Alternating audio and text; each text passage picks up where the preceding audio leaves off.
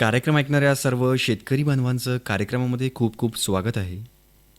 संवर्धन करू वृक्षांचं, रक्षण करू कुटुंबाचं. झाडे लावा, झाडे जगवा असं नेहमी म्हटलं जातं. सजीव, निर्जीव यांच्यामधील क्रिया, प्रतिक्रिया आणि आंतरक्रियांमधून निर्माण झालेली सजीवाच्या सभोवतालची परिस्थिती म्हणजे पर्यावरण होय. हे सांगण्यामागचं कारण म्हणजे आज 5 जून जागतिक पर्यावरण दिवस.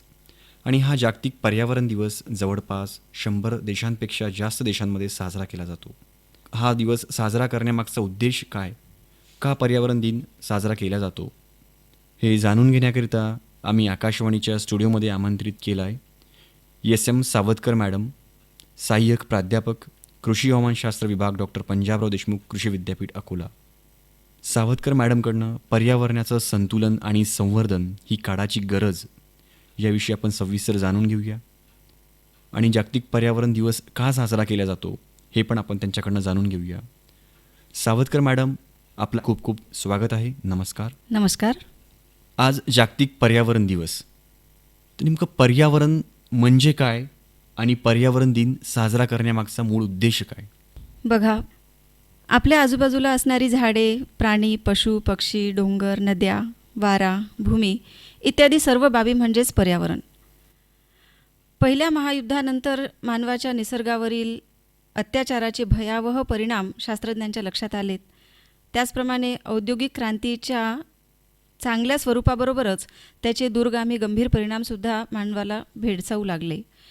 ह्याची प्रखर जाणीव झाली आणि त्यामुळेच इसवी सन 1960मध्ये पर्यावरणशास्त्र किंवा पर्यावरण विज्ञान हे विषय अभ्यासासाठी स्वतंत्रपणे लागू करण्यात आले. शेतीच्या मालामधून सुद्धा विविध प्रकारचे रासायनिक कीटकनाशके आपल्या आहारामध्ये येऊ लागलीत आणि त्याचासुद्धा आपल्या आरोग्यावरती आणि प्राणीमात्रांवरती विपरीत परिणाम होऊ लागला आहे. त्यामुळेच पर्यावरणाची गुणवत्ता टिकविणे, पर्यावरणाच्या समस्या, पर्यावरण संवर्धनाविषयी जागरूकता निर्माण करणे आणि पर्यावरणविषयक निर्णय घेण्याची क्षमता निर्माण व्हावी म्हणून सुयोग्य अशा पोषक वातावरणाची निर्मिती करणे हा पर्यावरण दिन साजरा करण्यामागचा हेतू आहे. म्हणजे जगातील प्रत्येक माणसामध्ये पर्यावरणाविषयी जनजागृती करणे आणि संपूर्ण राष्ट्रानेच यामध्ये पुढाकार घ्यावा असंच आपल्याला म्हणायचं आहे. पर्यावरणाची हानी होताना आपल्याला दिसतं आहे, ती कशा प्रकारे होत आहे याविषयी आपण काय सांगाल सखोलरित्या? बघा, आधुनिक तंत्रज्ञान येण्यापूर्वी मनुष्य अतिशय साधेपणाने आयुष्य जगत होता. बरोबर. मनुष्यास जास्त लोभ नव्हता, हाव नव्हती. परंतु जसजशी मनुष्याची प्रगती होत गेली तसतशी मनुष्याने दुसऱ्यापेक्षा वरचढ होण्याची स्पर्धा सुरू केली. प्रगतीच्या नावाखाली पर्यावरणाचा ऱ्हास करण्यास मनुष्याने सुरुवात केली. पर्यावरणाचे संतुलन बिघडविण्यास मनुष्याची ही हावच सर्वात मोठे एक कारण आहे. आणि आज ज्या प्रमाणात आधुनिक जीवनामध्ये आपण प्रगती करीत आहोत त्याच प्रमाणात पृथ्वीवरील सीमित असलेली संसाधने सुद्धा झपाट्याने संपवित आहोत. ही भविष्यातील एका मोठ्या संकटाची नांदी आहे.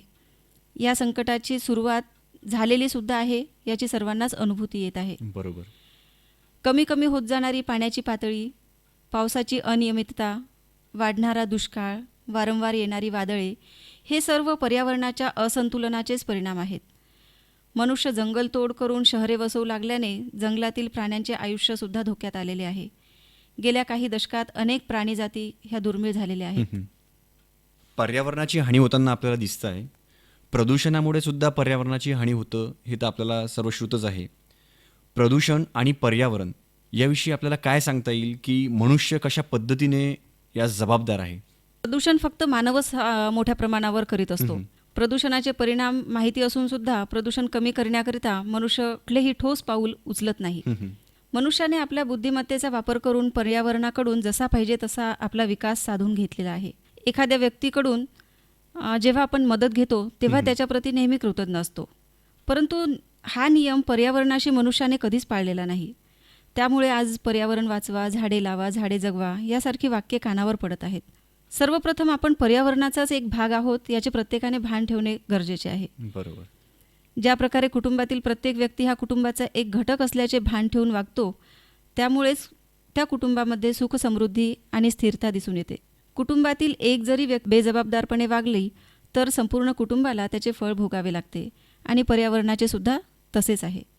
प्राचीन काळापासून पर्यावरणाला खूप असं महत्त्व दिलं गेलेलं आहे. पर्यावरण वाचवण्याकरिता अगदी प्राचीन काळामध्ये सुद्धा खूप उपाययोजना केल्या गेल्यात. याविषयी आपण काय सांगाल? की प्राचीन काळातसुद्धा पर्यावरणाला कशा पद्धतीने महत्त्व दिलं होतं? अगदी प्राचीन काळामध्ये पर्यावरणाविषयीचे गांभीर्य ओळखून पर्यावरणाच्या संरक्षणाचे कार्य सर्वप्रथम चक्रवर्ती सम्राट अशोक यांनी केले. इसवी सन पूर्व 532 मध्ये त्यांनी गंगा डॉल्फिनच्या संरक्षणार्थ सार्थक प्रयत्न केलेला आहे. अच्छा. त्यांच्या शासन प्रणालीमध्ये त्यांनी दर 8 किलोमीटर अंतरावर पाण्याचे तलाव खोदून प्रत्येक रस्त्यावर वृक्षारोपण केलेले होते. म्हणजे प्राचीन काळी सुद्धा पर्यावरणाला किती महत्त्व होतं हे जर आपण थोडं इतिहासात डोकावून बघितलं तर आपल्याला दिसून येतं. मात्र आता हल्ली काय होतं की पर्यावरणाचा ऱ्हास हा खूप मोठ्या प्रमाणावरती होताना दिसतोय आणि त्याला मानवच मोठ्या प्रमाणावरती जबाबदार आहे असंच आपल्याला म्हणायचं आहे. पर्यावरणाचा समतोल राखण्यामध्ये वृक्षांचं खूप महत्त्व असतं. तर वृक्षांचा सहभाग हा किती महत्त्वाचा आहे पर्यावरणाचा समतोल साधताना, याविषयी आपण काय सांगाल? वृक्षांचा सहभाग हा पर्यावरणामध्ये फार मोठा आहे आणि म्हणूनच संत तुकाराम महाराज म्हणतात, वृक्षवल्ली आम्हा सोयरे वनचरे, पक्षी ही सुस्वरे आळविती. खरंच वृक्ष हे आपले सगळे सोयरे, नातलग, मित्र परिवारातीलच नव्हेत का? त्यामुळेच जंगल वाचविण्याकरिता लोकांमध्ये वृक्षांविषयी जागृती निर्माण करण्याकरिता सुंदरलाल बहुगुणा यांनी चिपको आंदोलन चालविले आणि त्यात ते थोड्या प्रमाणात यशस्वीसुद्धा झाले. मनुष्य अन्नाशिवाय एखादा दिवस, पाण्या वाचून एखादा तास जिवंत राहू शकतो, परंतु हवेतील ऑक्सिजनशिवाय 1 मिनिटसुद्धा जिवंत राहू शकत नाही. आणि ऑक्सिजन निर्मितीचे सर्वात मोठे कार्य आपल्या परिसरातील वृक्षच करीत असतात.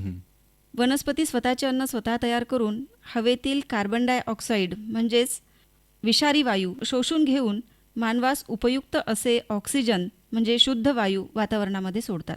त्यासाठी सर्वात सोपा उपाय म्हणजे जंगलतोड थांबविणे. म्हणजे आपण जे पण सांगितलं आहे वृक्षांचा किती महत्त्वाचा एक वाटा आहे पर्यावरणाचा समतोल साधताना हे यावरतून दिसून येतं. जागतिक पर्यावरण दिवसाच्या अनुषंगाने आपण बोलत आहोत. पर्यावरणाचे संतुलन आणि संवर्धन ही काळाची गरज आहे याविषयी. सावतकर मॅडम, मला आपल्याला एक प्रश्न करायचा आहे की पर्यावरण आणि शेती यांचा एक घनिष्ठ संबंध आहे. जे पण शेतकरी बांधव आपल्याला ऐकत आहेत त्यांना पर्यावरणाचं काय महत्त्व आहे शेतीच्या अनुषंगाने, की पर्यावरण किती महत्त्वाचं आहे? बघा, आपला देश हा शेतीप्रधान देश आहे. येथील 1/3 जनतेचा शेती हा प्रमुख व्यवसाय आहे. पावसाच्या अनियमिततेचा पिकांच्या वाढीवर आणि पर्यायाने उत्पादनावर प्रतिकूल परिणाम होत असतो. त्याकरिता पावसाच्या पाण्याचे आणि मातीचे संवर्धन करणे हे गरजेचे असते. बरोबर.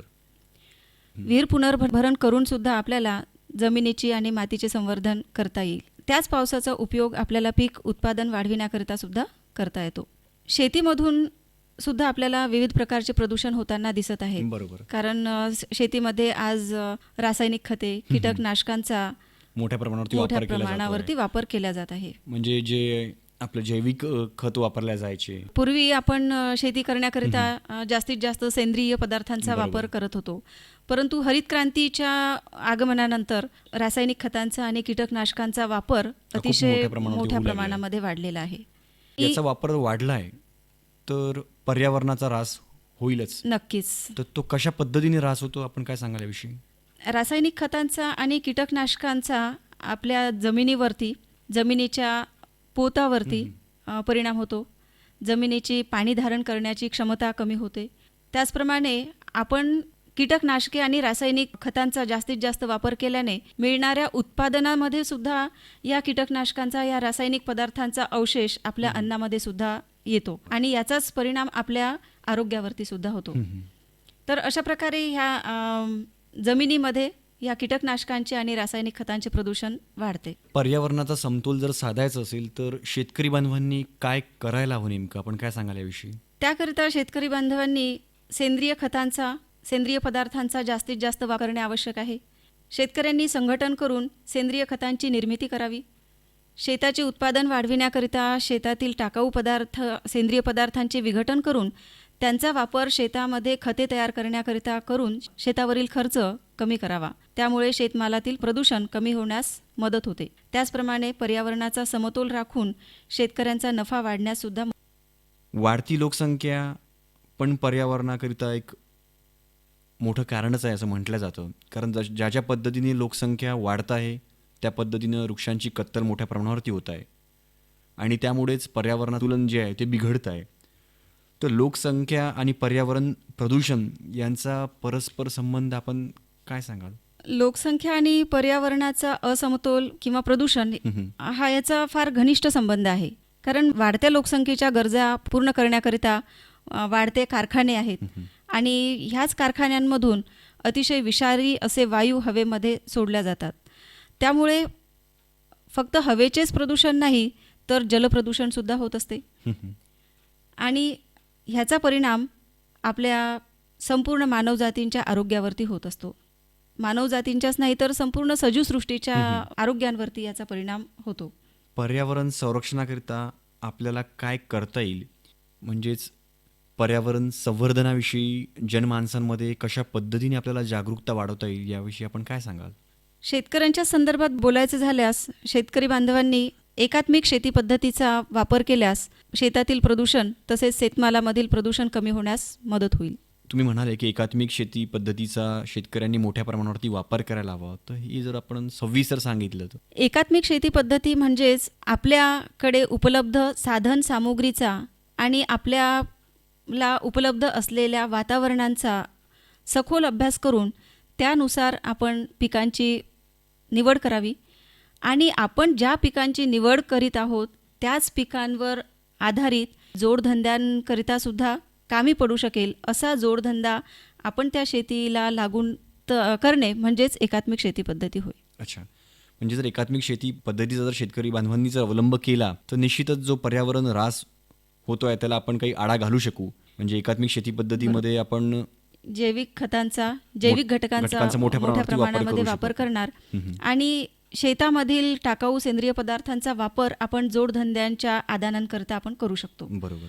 त्यामुळे मोठ्या प्रमाणावरती कीटकनाशकांचा आणि रासायनिक खतांचा वापर आपण टाळू. मॅडम, जाता जाता जागतिक पर्यावरण दिवसाच्या अनुषंगाने तुम्ही सर्वसामान्यांना काय आवाहन कराल? बघा, आपल्या निसर्गामध्ये सौर ऊर्जा ही कधीही न संपणारी संपत्ती आहे. सौर ऊर्जेच्या वापरामध्ये वाढ करणे म्हणजे एक प्रकारे पर्यावरण संवर्धनाला हातभार लावण्यासारखेच आहे. सौर ऊर्जेचा इंधनासाठी म्हणून वापर केल्यास पेट्रोल डिझेल टंचाईच्या संकटापासून सुद्धा आपल्याला मुक्ती मिळेल. सौरबंब सौर चूल यांचा जास्तीत जास्त वापर करून पर्यावरणाचा असमतोल थांबविता येऊ शकतो. याविषयी शासनाने महत्त्वाचे निर्णय घेणे सुद्धा अपेक्षित आहे. अच्छा. त्याचप्रमाणे दररोज साठणारा कचरा ह्या कचऱ्याची योग्य प्रकारे विल्हेवाट लावणे सुद्धा गरजेचे आहे. ह्या कचऱ्याची विल्हेवाट लावणारे डम्पिंग ग्राउंड कचऱ्याने ओसंडून वाहत असतात आणि जागेअभावी मग अशा रोजच साठणाऱ्या कचऱ्याची विल्हेवाट लावणे एक कठीण काम होऊन बसते. अशा घनकचऱ्यावर शास्त्रोक्त पद्धतीने प्रक्रिया करून घनकचऱ्याची विल्हेवाट लावावी. ओला आणि सुका कचरा वेगळा करून गांडूळ शेतीचा आधार घेत ह्याच कचऱ्याचा वेस्ट फ्रॉम वेस्ट म्हणून गांडूळ खत कसे तयार करावे आणि त्याचा शेतीसाठी कसा वापर करावा ह्याची माहिती करून घेणे आणि प्रत्यक्ष कृतीत आणणे अगदी सहज साध्य आहे. बरोबर. तर अशा प्रकारे जागतिक पर्यावरण दिनाचे औचित्य साधून प्रत्येकाने आजपासूनच प्रत्येक दिवशी पर्यावरण संरक्षण आणि संवर्धनासाठी प्रयत्न करणे अत्यावश्यक आहे. अच्छा. त्याचकरिता आपण आज सर्वच जण मिळून एक मनाशी दृढ संकल्प करूयात आणि सर्व मिळून आपण प्रत्येकाने पावसाच्या हंगामामध्ये सुरुवातीलाच झाडे लावायचे आणि झाडे लावायचेच नाही तर त्यांचे संवर्धनसुद्धा करायचे. तर हा संकल्प आपण मोठ्या प्रमाणामध्ये जर याची पूर्तता केली प्रदूषणावरती आपल्याला मोठ्या प्रमाणामध्ये आळा घालता येईल असं मला वाटतंय. सावतकर मॅडम, आपण जागतिक पर्यावरण दिवसाच्या अनुषंगाने आकाशवाणीच्या स्टुडिओमध्ये आला. पर्यावरणाचे संतुलन आणि संवर्धन ही काळाची गरज आहे याविषयी शेतकरी बांधवांना ज्या पद्धतीने तुम्ही समजावून सांगितलं ते निश्चितच शेतकरी बांधवांच्या फायद्याचंच आहे.